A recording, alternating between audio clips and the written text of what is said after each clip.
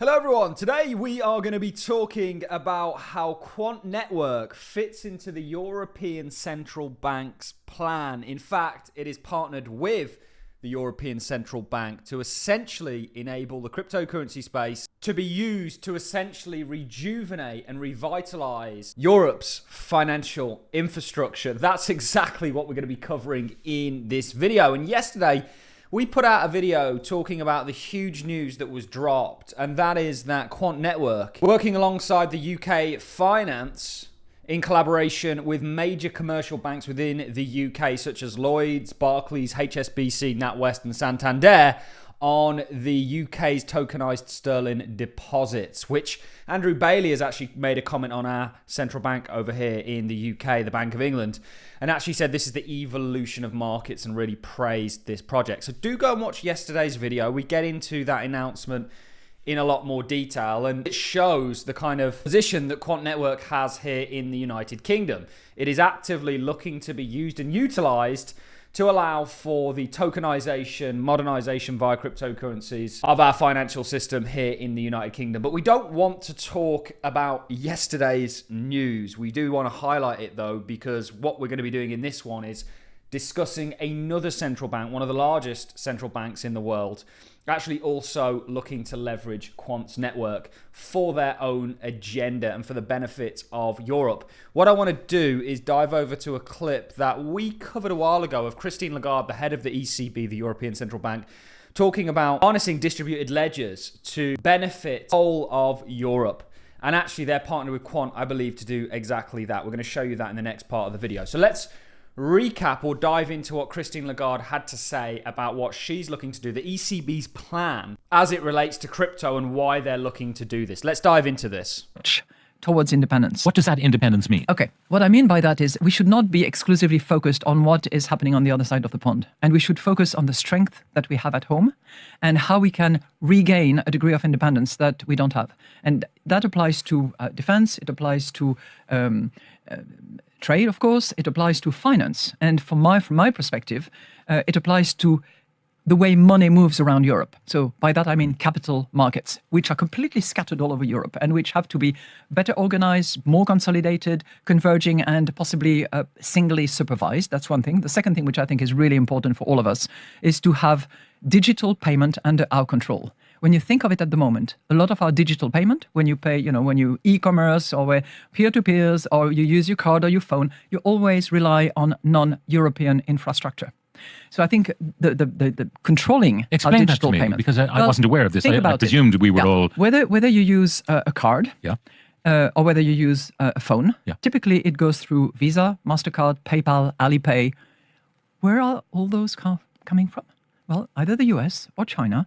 And the whole sort of infrastructure mechanism that allows for the payment, credit and debit, is not I'm a European concerned solution. about this. I didn't realize this because it means that every time I use my credit card or use my phone, that information about me is leaving the European Union and going to the United States. I thought that was not permitted. I'm sure they do that, in compliance with European regulations. But yes, that is the point.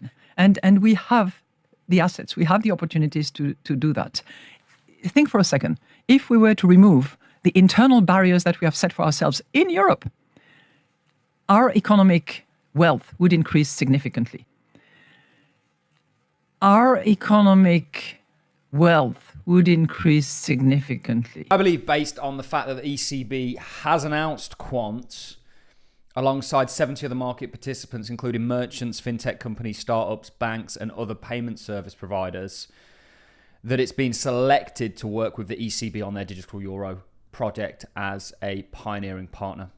And of course, if you look in Europe, Quant actually does have patents specifically around sort of correlating distributed ledgers.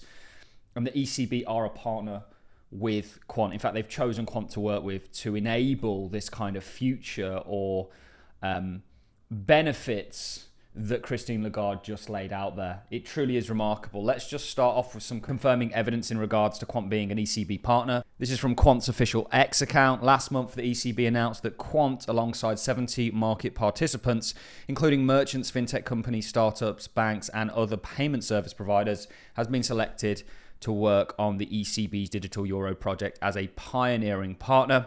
You can see this is the official Quant press release. Quant selected as pioneer partner in the European Central Bank's digital euro project, which we know is coming. They also highlighted that on Monday, the 5th of May, the European Central Bank announced that Quant has been selected to work on the ECB's digital euro project as a pioneering partner. In November 2023, the ECB began laying the foundations for the issuance of a digital euro. Fast forward to today, the project is entering a new phase, which focuses on creating an innovation platform to collaborate and test new use cases with various stakeholders across the ecosystem. So this has been something that's been in the works for a long time.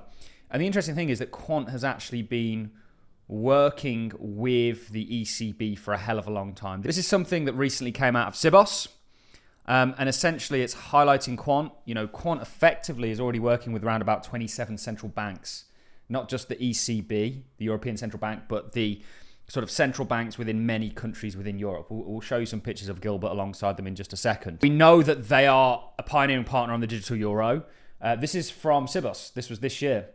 It says Quant technology developed in collaboration with the Bank of England, the Regulated Liabilities Network, which we spoke about yesterday, and the European Central Bank is trusted by global banks to unlock new revenue, improve customer experience, and lead the shift to smart, compliant finance. Of course, very in line with everything Christine Lagarde was saying. Here's a picture of Gilbert Verdrin himself at a European Central Bank meeting. I'm not sure exactly when this was from, but these are quite literally everywhere. Here's Gilbert Verdrin sat alongside the Bank of Lithuania, the Bank of Italy, the London Stock Exchange, and the European Central Bank. Very interesting indeed. And this is going all the way back to 2019. And this is a panel on peer-to-peer financial systems. With the European Central Bank, you can see Gilbert Verdrin from Quant Network is there along with the Bank of Italy and the Bank of Lithuania. Gilbert Verdrin, the CEO of Quant Network, is also a member of the EU Commission, the executive branch of the European Union. So first of all, we've got what the European Central Bank is looking to do, the digital euro, and we've got Christine Lagarde's broader vision on that, which is to essentially adopt cryptocurrencies to enable some of the things that she spoke about. You know, this is an arms race that's taking place in regards to jurisdiction against jurisdiction, or country against country, currency against currency. It's of the utmost importance that crypto is adopted. Quant is clearly facilitating that or working with the ECB to do that, and we've shown you some of the links there. They also have a patent, a number of patents. I think in the last 16 months, they had something like 7 or 8 patents approved. And these have been granted by Europe, specifically around the usage of kind of shared ledgers and the Quant system that they have, which I find extremely interesting.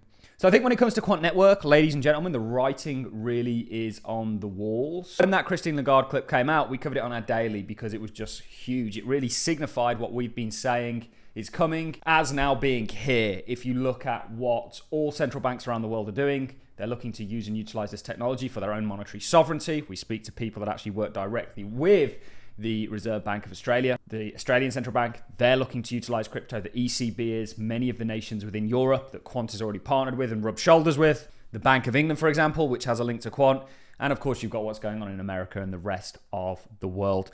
There's no doubt in my mind that Quant Network is going to play a role in this transformational shift. Certainly, we've shown you evidence that that is the case within Europe. So that's really it from me. We did say we'd cover Quant a lot more. It's been something we've been covering for nearly 5 years now. As things are heating up, there's more and more news. We want to keep you guys up to date with it. So don't forget to become a subscriber. On that note, I'm going to love and leave each and every one of you. Hope you enjoyed this video as much as I enjoyed presenting it. And I'll see you all in the next one.